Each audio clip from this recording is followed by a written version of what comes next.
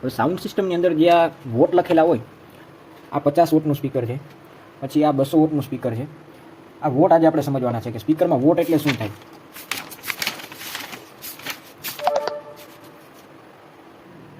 ઇલેક્ટ્રિકલની અંદર આ 3 વસ્તુ આવે. એક આવે વોટ એટલે એને ડબલ્યુથી ઓળખીએ, બરાબર. બીજું આવે વોલ્ટ, એને આપણે વોલ્ટેજ કહીએ, વી. અને એક આવે કરંટ, એને આપણે એમ્પિયર કહીએ. હવે વોલ્ટ એટલે શું, પહેલાં વોલ્ટ સમજીએ. વોલ્ટનો મતલબ એ થયો કે જે આપણે ઘરે સપ્લાય આવે અથવા કોઈ પણ આ બેટરીનો જે વોલ્ટેજ છે એ કેટલા છે, મતલબ કે વીજ દબાણ, આપણે જે વસ્તુ ચલાવવાની છે એની વચ્ચેનું દબાણ કેટલું આપવાનું છે. બેટરી હોય તો 12ની આવે, ભલે એચ અલગ અલગ હોય, કોઈ 60ની હોય, કોઈ 12 એચની હોય, કોઈ 9 એચની બેટરી હોય, પણ વોલ્ટેજ હંમેશા એના 12 હોય. વોલ્ટેજ ફિક્સ રહે, બરાબર. બેટરીમાં 12ની આવે, 24ની આવે, પણ વોલ્ટેજ 12 આવે. હવે એમ્પિયર કોને કહેવાય?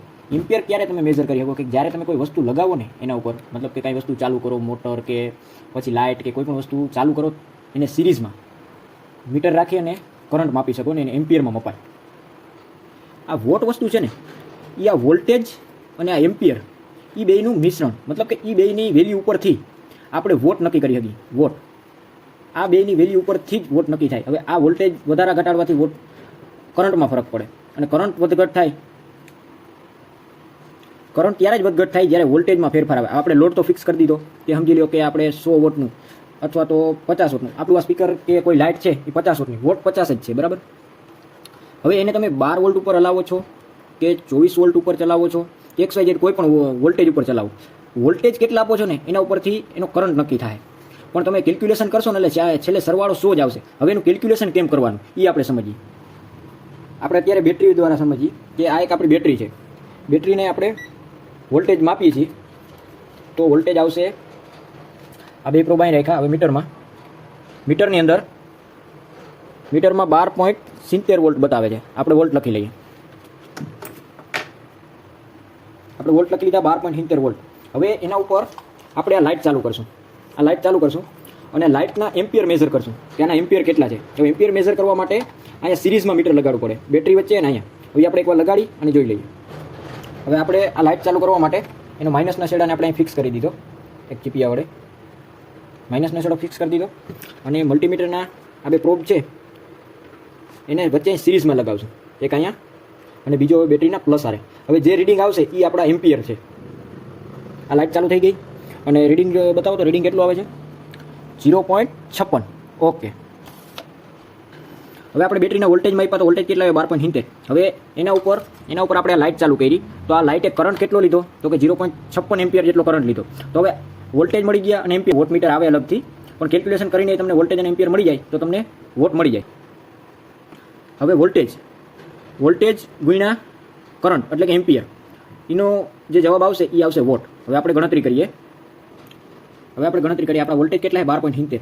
12.70 ગુણ્યા કરંટ કેટલો છે? 0.56 ગુણ્યા 0.56 જવાબ કેટલો આવ્યો? 7.112. હવે આનો જવાબ 7.112 આવ્યો. મતલબ એ 7.112 છે ને એ જ આપણા સાચા વોટ છે. હવે આ લાઇટની ઉપર લખેલું ભલે ગમે એ હોય કે એટલા વોટની લાઇટ છે કે એટલા વોટની લાઇટ છે, પણ જો તમે 12 વોલ્ટ આપો, બરાબર, અને એટલા એમ્પિયર એટલે એનો જવાબ આવે. હવે તમે વોટ ફિક્સ રહેશે, તમે વોલ્ટેજ વધારો ને તો એ વોટ ફિક્સ જ રહેશે. આ 7 વોટની લાઇટ થઈ, મતલબ આના વોટ ફિક્સ જ રહેવાના છે. આપણી 7 વોટની લાઇટ થઈ. હવે આ બેમાં ફેરફાર સમજી લો કે તમે વોલ્ટેજ આની જગ્યાએ આપણે 15 આપ્યા, બરાબર. જો વોલ્ટેજ 15 આપશો ને તો કરંટની વેલ્યુ ઓટોમેટિક મીટર ઓછું બતાવશે, કારણ કે આ ફિક્સ છે કે 7 વોટ માટે ડિઝાઇન થયેલી લાઇટ છે એટલે 7 વોટ જ લઈએ. પછી વોલ્ટેજ તમે વધારો તો કરંટ ઘટી જાય 0.50 કે એનાથી ઓછો થઈ જાય, 0.44 સમજી લો. અને જો તમે વોલ્ટેજ વધારો, આ 12ની વોલ્ટેજ વધારો તો કરંટ ઘટી ગયો. હવે વોલ્ટેજ ઘટાડશો ને, સમજી લો કે આને 10 વોલ્ટ ઉપર ચાલુ કરશો તમે, 10 વોલ્ટ ડીસી. આ ફોર્મ્યુલા ખાલી ડીસી વોલ્ટેજ માટે જ છે, એસી વોલ્ટેજ માટે નથી. એસી વોલ્ટેજમાં cos ∅ કરીને એક ફેક્ટર આવે, એ આપણે ક્યારેક સમજશું. હવે જો તમે વોલ્ટેજ ઘટાડો તો આ જે 0.56 આવ્યા ને એ વધી જાય, એ સમજી લો કે 0.70 ની આજુબાજુ વયો જાય, કેટલા થઈ જાય, બરાબર. પણ એક ડિઝાઇન થઈ ગઈ કે 7 વોટની લાઇટ છે, પછી તમે વોલ્ટેજ વધારો તો કરંટ ઘટી જાય અને જો વોલ્ટેજ ઘટાડો તો કરંટ વધી જાય. આ ફોર્મ્યુલા ફિક્સ થઈ. હવે સ્પીકરની અંદર એવું કઈ રીતે મેઝર કરી શકાય? હવે સ્પીકરના વોટ સમજતા પહેલા એમ્પ્લીફાયરના વોટ વિશે જાણી લઈએ, કારણ કે છેલ્લે સ્પીકરને તાકાત કોણ આપશે? આ બધા એમ્પ્લીફાયર. આ બધા અલગ અલગ કિંમત અને અલગ અલગ ડિઝાઇન ઉપર બનેલા. અમુક મોસ્ફેટ વાળું છે, અમુક ક્લાસ ડી વાળું છે. આ સમજી લો આ ક્લાસ ડી વાળું એક ટેપ છે, બરાબર. પછી આ 4440 વાળું ટેપ છે, અને આ બે ટેપ રહ્યા એ બે મોસ્ફેટવાળા ટેપ છે હેવી, બરાબર. હવે સ્પીકર તો એકવાર ડિઝાઇન થઈ ગયું કે 50 વોટ સુધી આઉટપુટ આપી શકશે, પણ તમારું એમ્પ્લીફાયર 50 વોટ નહીં આપે તો સ્પીકર 50 વોટ કઈ રીતે વાગશે? એટલે જે પ્રમાણે તમે સ્પીકર ખરીદો એ પ્રમાણે હેવી એમ્પ્લીફાયર હોવું જોઈએ. જો સારા એમ્પ્લીફાયર હશે તો તમારું 50 વોટનું સ્પીકર એક નંબર વાગશે, અને જો તમારું એમ્પ્લીફાયરમાં કમ નહીં હોય અથવા નબળું એમ્પ્લીફાયર હશે તો તમે હેવી કે મોંઘા ગમે એવા સ્પીકર નાખી લ્યો, નહીં વાગે.